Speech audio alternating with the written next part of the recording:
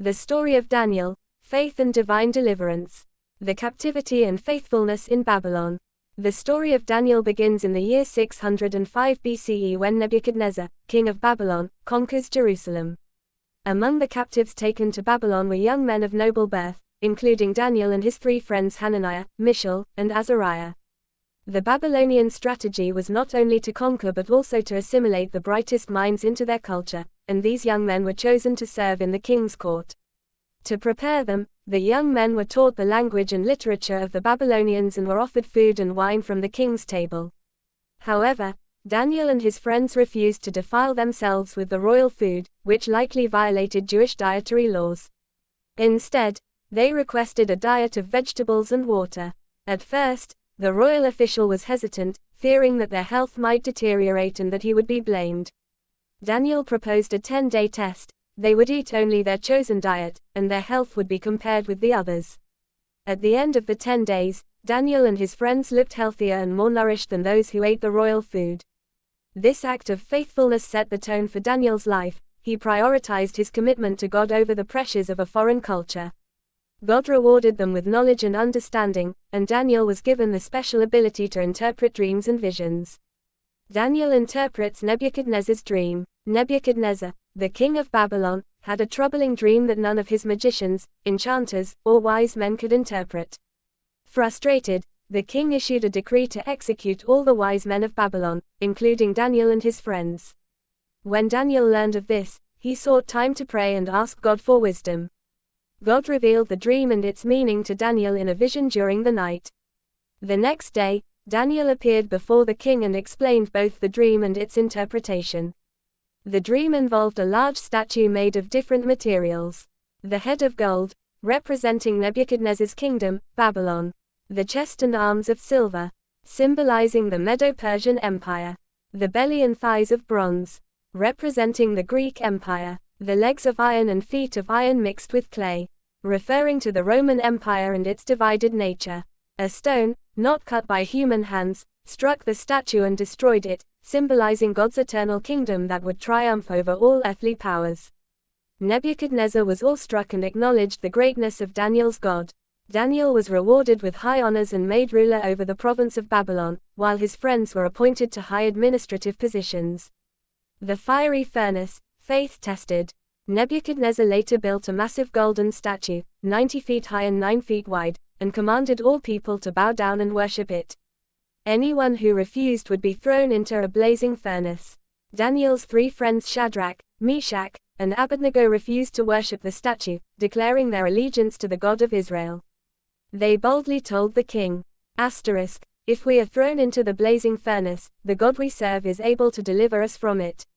But even if he does not, we want you to know, O king, that we will not serve your gods or worship the image of gold you have set up." Furious, Nebuchadnezzar ordered the furnace heated 7 times hotter than usual and had the 3 men bound and thrown in.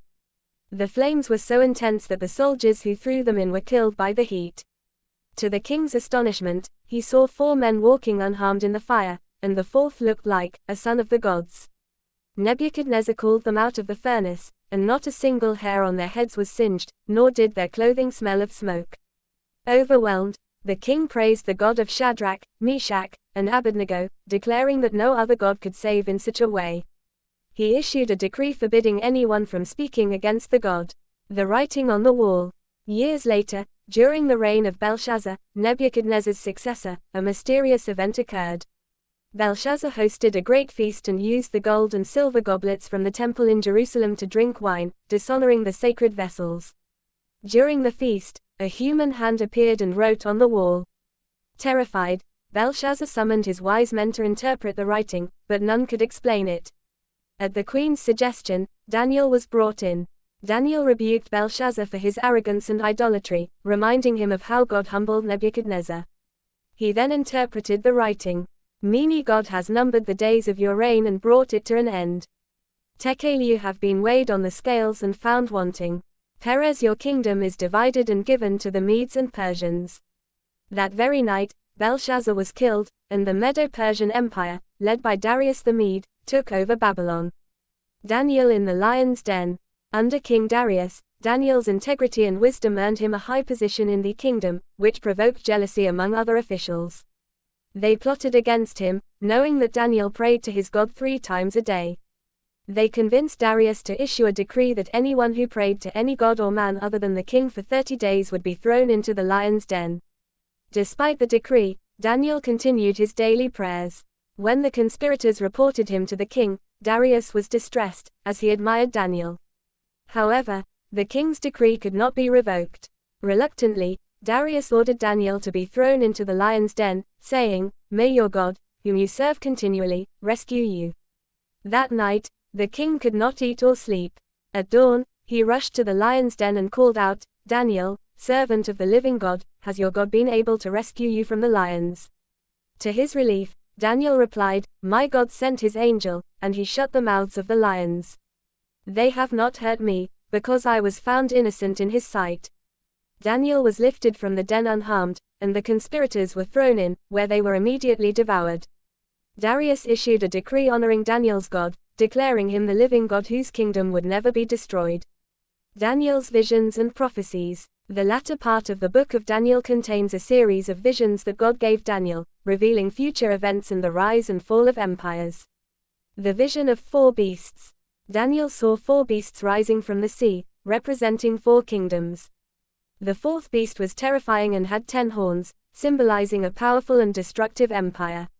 A little horn emerged, speaking boastfully and persecuting God's people. However, God, referred to as the Ancient of Days, rendered judgment, and his eternal kingdom was established.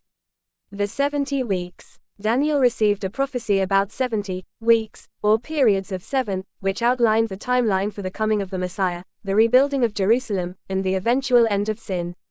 This prophecy is significant in understanding the messianic hope and the ultimate triumph of God's kingdom. The vision of the end times. In his final vision, Daniel saw a great conflict involving the kings of the north and south, representing earthly powers. The vision ends with a promise of resurrection and everlasting life for those who remain faithful, offering hope amidst the trials of history. Themes and lessons from Daniel's story. The story of Daniel teaches timeless lessons. Faithfulness in adversity. Daniel and his friends remained steadfast in their faith, even in the face of death. God's sovereignty. The rise and fall of kingdoms are under God's control. Divine deliverance. God protects and rewards those who trust him. Hope for the future. Daniel's visions point to God's ultimate victory and the establishment of his eternal kingdom. Daniel's story is a powerful testament to the faithfulness of God and the courage of those who stand firm in their beliefs. It continues to inspire believers to trust in God's power, wisdom, and plan for the future.